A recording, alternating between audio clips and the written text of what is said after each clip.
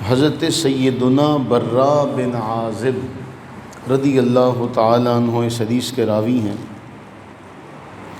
حضرت برا بن عازب بیان کرتے ہیں ان رسول اللہ صلی اللہ علیہ وسلم سئل، رسول اللہ صلی اللہ علیہ وآلہ وسلم سے سوال کیا گیا، ماذا یتقی من الضحایا، قربانی کرتے ہوئے کون سے ایسے جانور ہیں جن کا خیال رکھا جائے کہ ان کو قربانی میں نہ رکھا جائے، ان کی قربانی نہیں ہوتی، کون سے ایسے جانور ہیں؟ یعنی عیب پوچھا گیا کہ کوئی ایسا عیب جو ہے وہ بیان کر دیں جس سے پتہ چلے کہ ان کو قربان نہیں کیا جائے گا۔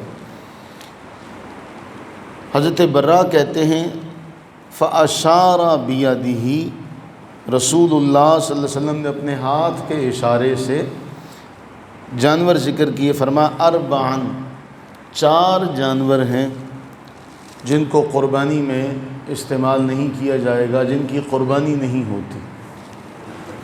فرمایا العرجاء البین ضلعها، ایسا لنگڑا جس کا لنگڑا پن ظاہر ہو، کہ دیکھنے میں محسوس ہو جائے کہ یہ لنگڑا کر چل رہا ہے، اس کی قربانی نہیں ہوگی۔ پہلا عیب اللہ کے نبی علیہ السلام نے بیان فرمایا۔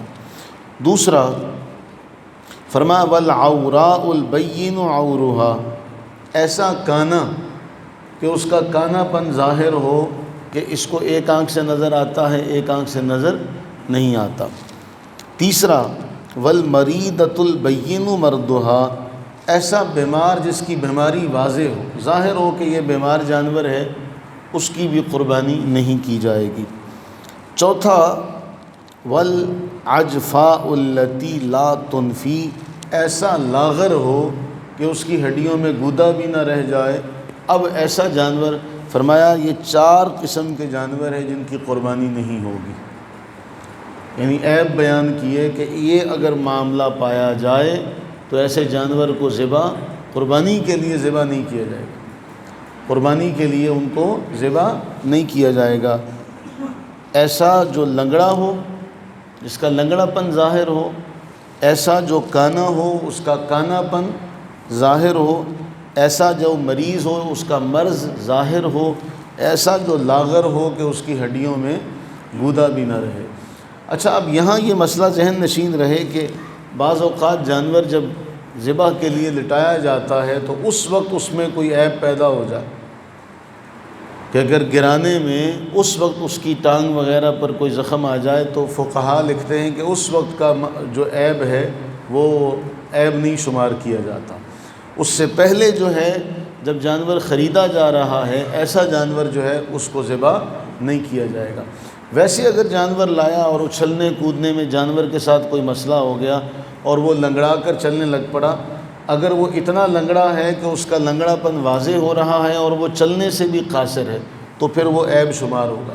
اگر وہ ذرا سا لنگڑا کر چلتا ہے کہ وہ دیکھنے میں محسوس نہیں ہوتا، غور کرنے پر محسوس ہوتا ہے، تو یہ بھی قربانی کے لیے عیب نہیں ہوگا۔